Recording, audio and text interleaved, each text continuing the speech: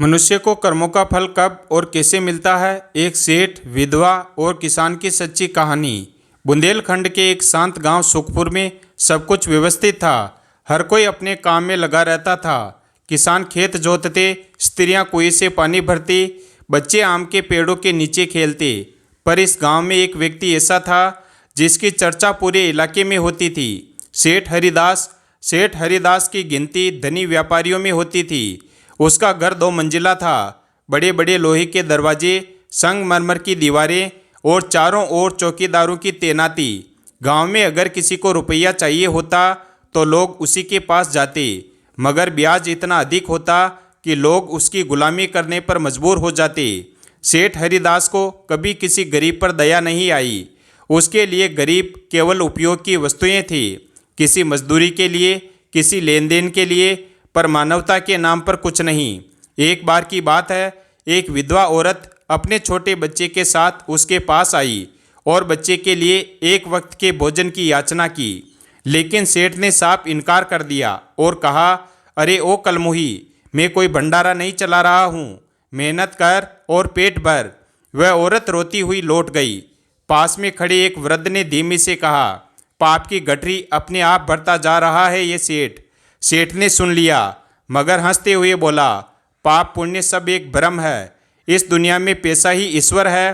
फिर कुछ दिनों बाद गांव वालों ने गांव में एक बड़ा सा शिव मंदिर बनवाने की योजना बनाई और गांव वालों ने आपस में चंदा इकट्ठा करना शुरू किया। लेकिन सेठ हरिदास ने घोषणा कर दी कि पूरा मंदिर मैं बनवाऊंगा, किसी को एक पैसा भी नहीं देना होगा।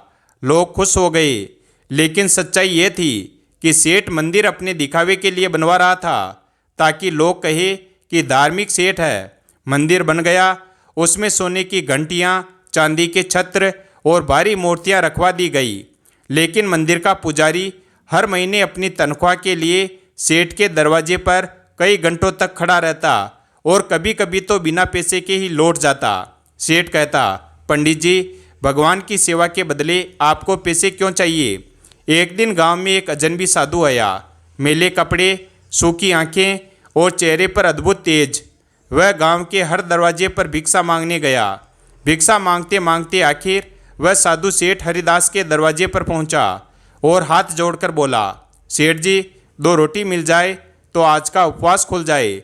सेठ ने उसे सिर से पांव तक देखा और ठहाका लगाकर बोला, काम दाम करता नहीं और खाने चला आया, जा यहाँ से, नहीं तो नौकरों से पिटवाऊंगा। साधु शांति से मुस्कुराया और बोला, सेठ जी, मैं तो चला जाऊंगा, पर एक बात कहकर जाऊंगा। कह, क्या कहना है। सेठ ने तिरस्कार भरी निगाहों से पूछा। साधु बोला, आज आपने पाप का बीज बो दिया है। कल जब ये बीज वृक्ष बनेगा तो इसकी छाया भी आपको चैन नहीं लेने देगी। सेठ ने हंसते हुए कहा, पाप पुण्य की बातें वे करते हैं जिनके पास कुछ नहीं होता है। मेरे पास सब कुछ है, तो अपना प्रवचन कहीं और जाकर दे। साधु चुपचाप वहाँ से चला गया।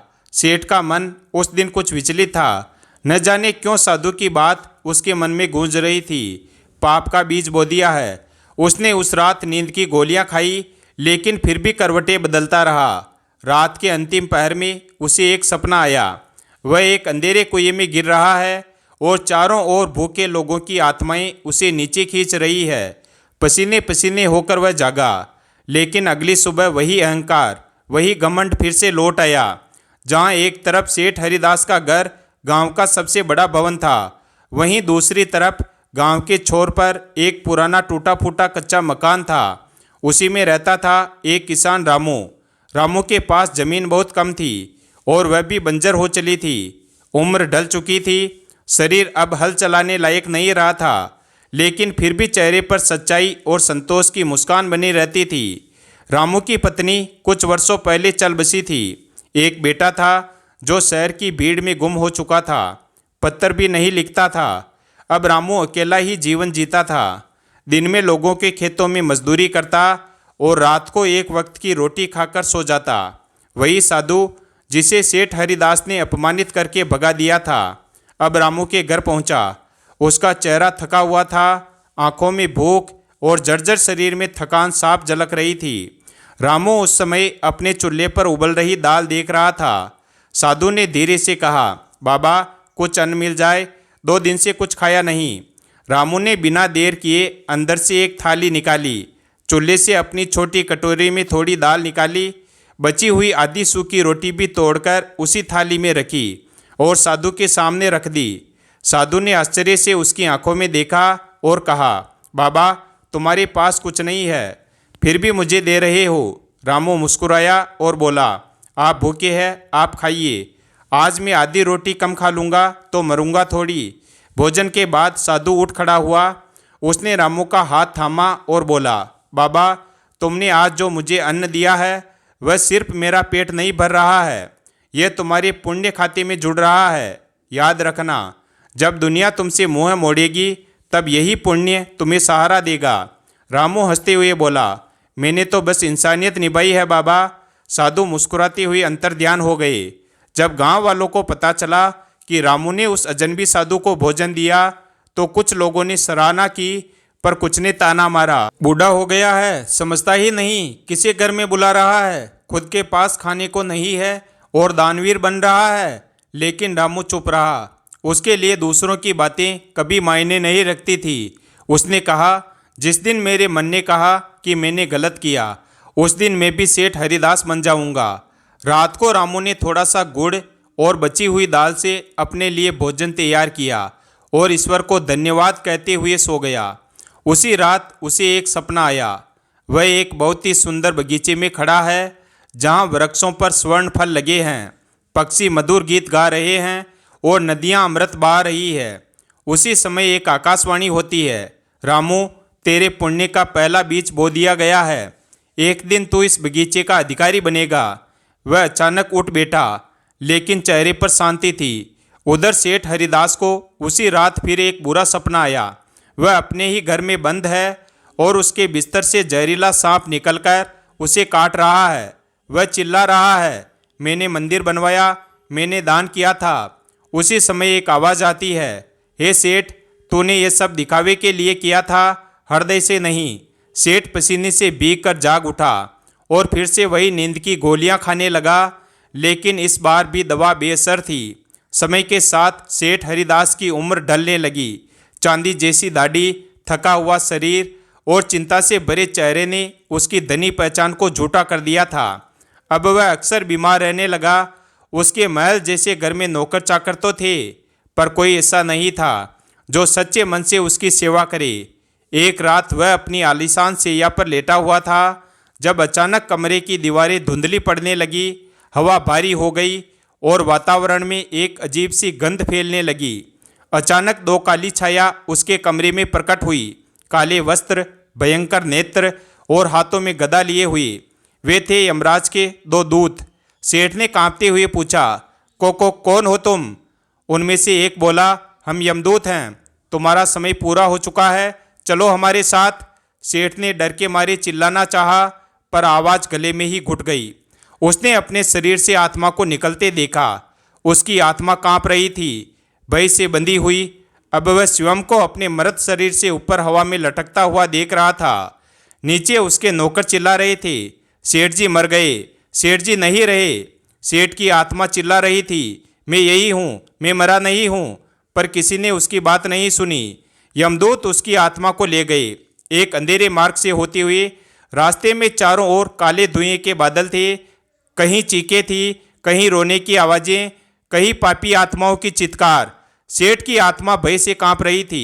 उसने पूछा, क्या यह नरक है? यमदूत बोले, यह अभी मार्ग है, नरक हो या स्वर्ग निर्णय यमराज की सभा में होगा। वहाँ चित्रगुप्त तुम्हारे कर्मों का लेखा जोखा सुनाएंगे। एक विशाल सभागृह में सेठ की आत्मा को लाया गया। सिंहासन पर विराजमान थे यमराज, न्याय के देवता। उनके पास खड़े थे चित्रगुप्त, हाथों में कर्मों का बही खाता। सेठ की आत्मा ने कांपते हुए कहा, हे यमराज, मैं एक धर्मात्मा था, मैंने गांव में मंदिर बनवाया, तीर्थ किए, गरीबों को दान दिया। चित्रगुप्त ने बही खाता खोलते हुए कहा, मंदिर बनवाया? हाँ, लेकिन नाम और यश के लिए। दान दिया मगर अपमान के साथ, भोजन बांटा मगर दिखावे के लिए, हृदय से नहीं। भूखों को दुत्कारा 180 बार, लोभ से व्यापार 60 बार, गरीबों का अपमान 90 बार, कभी निश्चल सेवा 0 बार। यमराज ने गंभीर स्वर में कहा, सेठ हरिदास, तेरे पाप तुझ पर भारी है। तूने जो कुछ किया वह स्वार्थ और घमंड के लिए किया। पुण्य तेरे पास नहीं है, केवल पाखंड है। अब तुझे नए जीवन में पापों का फल भोगना होगा। सेठ गिड़गिड़ाया, हे धर्मराज, मुझे एक और मौका दीजिए, मैं प्रायश्चित करना चाहता हूँ। यमराज बोले, मनुष्य योनि में ही कर्म सुधारने का अवसर होता है, अब भोगने का समय है। यमराज ने चित्रगुप्त को आदेश दिया, इस आत्मा को अगले जन्म में निर्धन, अंधा, अपाहिज बनाकर उसी गांव में भेजो जहां इसने अपने पाप कमाए थे। सेठ की आत्मा चिल्लाई, नहीं नहीं, लेकिन उसकी आवाज़ अब अनसुनी रह गई। उसका पुनर्जन्म आरंभ हो चुका था उसी गांव में। गांव सुखपुर में एक दलित परिवार में एक अपाहिज बालक का जन्म हुआ। उसका नाम रखा गया मोहन। जन्म से ही उसकी आंखों में रोशनी नहीं थी और दोनों पैर कमज़ोर थे। माँ बाप मजदूरी करके किसी तरह उसका पालन करते थे। गांव में लोग उसके बारे में कहते थे, यह बच्चा पिछले जन्म का कोई बड़ा पापी होगा जो ऐसा जन्म मिला है। कोई कहता, भगवान सबका हिसाब बराबर करता है। पर मोहन मासूम था। उसे नहीं पता था कि वह पूर्व जन्म का वही सेठ हरिदास है जिसने भूखों को ठुकराया था, गरीबों को अपमानित किया था। मोहन के लिए जीवन आसान नहीं था। उसका शरीर असहाय था, पर मन में कुछ गहराई थी। वह अक्सर रात को बैठकर सोचता था, भगवान ने मुझे ऐसा क्यों बनाया। पड़ोसी बच्चे उसका मजाक उड़ाते थे, उसे धक्का देते और कहते, अंधे चल हट। लेकिन मोहन कभी गुस्सा नहीं करता। उसकी माँ कहती, बेटा तू भगवान का विशेष बालक है, तुझे कोई बड़ा काम करना होगा। एक दिन मोहन ने अपनी माँ से पूछा, माँ क्या मैं भी कभी किसी की मदद कर पाऊँगा। माँ ने आंसू पोंछते हुए कहा, अगर दिल साफ हो तो भगवान तेरे हाथों से भी बहुत कुछ करवाएगा। इधर यमलोक में यमराज और चित्रगुप्त एक विशेष सभा कर रहे थे। चित्रगुप्त ने कहा, सेठ हरिदास की आत्मा अब मोहन के रूप में जन्म ले चुकी है। वह अब गरीबी, अपंगता और उपेक्षा का जीवन भोगेगा। यही उसके पापों का प्रारंभिक फल है। यमराज बोले, देखना होगा कि क्या वह इस जन्म में अपने पापों का प्रायश्चित करता है या फिर नए पाप जोड़ता है। यही तय करेगा उसका अंतिम निर्णय। एक दिन जब मोहन की माँ बुरी तरह बीमार पड़ गई तो उसे भोजन का प्रबंध करना पड़ा। आंखों से अंधा और शरीर से अपाहिज मोहन गांव में भीख मांगने निकल पड़ा। सबसे पहले वह उस हवेली के दरवाजे पर गया जो अब किसी और सेठ की थी। वहां से उसे डांटकर भगा दिया गया। फिर वह बाजार में गया जहां किसी ने कुछ सिक्के थमा दिए, किसी ने धक्का दिया, लेकिन उसने किसी से कुछ नहीं कहा। दिन ढलते ढलते जब वह एक पेड़ के नीचे बैठा तो एक बुजुर्ग किसान उसके पास आया। यह किसान कोई और नहीं बल्कि वही रामू था जो पहले से ही वृद्ध हो चुका था। अब वह भी ज़्यादा काम करने में असमर्थ था, पर दिल वही था, बड़ा और निष्कलंक। रामू ने मोहन से पूछा, बेटा कुछ खाया आज। मोहन ने सिर हिलाया, नहीं बाबा। रामू ने अपने थैले से एक रोटी और थोड़ा सा गुड़ निकालकर उसके सामने रख दिया। मोहन की आंखें भले ही नहीं देख सकती थी, पर उसकी आत्मा रो रही थी। उसने पूछा, बाबा आप कौन हैं?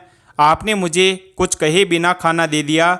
रामू मुस्कुराया और बोला, मैं वो हूँ जो किसी जमाने में भूखों को खाना देता था। शायद ये मेरा आखिरी पुण्य हो।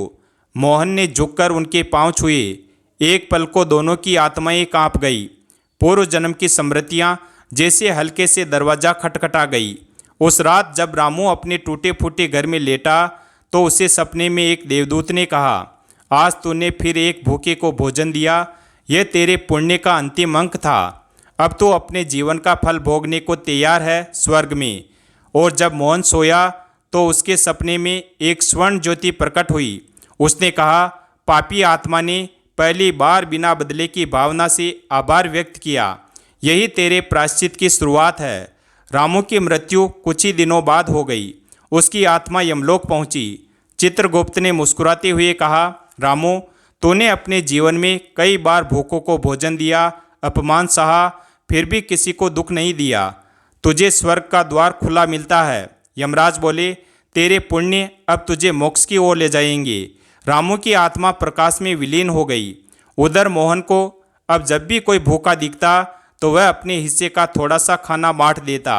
धीरे धीरे गांव में लोग उसे सम्मान की दृष्टि से देखने लगे। अब वह अंधा नहीं रहा, अब वह दृष्टा बन रहा था। एक ऐसा व्यक्ति जो आत्मा से देख रहा था, जिसने पापों के अंधकार से निकलकर पुण्य के प्रकाश की ओर पहला कदम रखा था। मोहन अब गांव में सिर्फ एक अपाहिज बच्चा नहीं रहा था, बल्कि वह दूसरों के दुख को समझने वाला, दयालु और संवेदनशील आत्मा बन गया था। गांव के कुछ बुजुर्ग अब उसकी बातों को ध्यान से सुनते और बच्चे जिनका वह कभी उपहास का पात्र था, अब उसके पास बैठते और उसकी कहानियां सुनते। उसके भीतर जो दृष्टि जन्म ले रही थी वह साधारण नहीं थी। एक बार गांव में भयंकर अकाल पड़ा। न खेतों में अन्न उगा, न तालाबों में पानी रहा। गांव वाले परेशान हो उठे। उस समय मोहन, जो खुद दूसरों की मदद का मोहताज था, वह भीख में मिले थोड़े थोड़े अनाज को बचाकर एक छोटी सी भोजन की थाली चालू करने का प्रयास करने लगा। वह रोज गांव के चबूतरे पर बैठ जाता और जो एक मुट्ठी चावल, एक रोटी या थोड़ा सा गुड़ उसे मिलता, उसे इकट्ठा करता। धीरे धीरे गांव के कुछ छोटे किसान जो रामू को जानते थे और उसकी पुण्य की कहानी सुन चुके थे, वो भी एक एक मुट्ठी अनाज मोहन को देने लगे। कुछ हफ्तों में मोहन की छोटी सी भिक्षा थाली एक मुफ्त रसोई में बदलने लगी। गांव के बच्चे और बुजुर्ग अब जानते थे कि अगर कोई भूखा है तो मोहन के पास जाए। मोहन उस थाली में से भोजन निकालकर खुद भूखा रह जाता, लेकिन किसी को मना नहीं करता। एक दिन गांव के एक धनी व्यापारी ने इस काम को देखकर हंसते हुए कहा, अरे अंधे, तू क्या भूख मिटाएगा? खुद को तो देख। मोहन मुस्कुराया और बोला, शरीर की भूख तो किसी तरह मिट जाती है, लेकिन आत्मा की भूख सिर्फ सेवा से मिटती है। मैं वही कर रहा हूँ। ये शब्द सुनते ही कई गांव वालों की आंखें भर आई। मोहन अब अंधा नहीं था, वह सच्चा ज्ञानी था।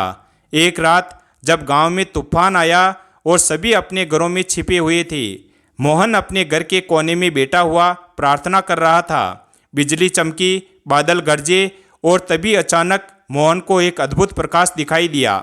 वह कोई सपना नहीं था, वह वही साधु था जो वर्षों पहले रामू के घर आया था और सेठ हरिदास को श्राप देकर गया था। साधु ने मुस्कुराते हुए मोहन की ओर देखा और कहा, मोहन, तुम्हारी आत्मा अब परिपक्व हो रही है।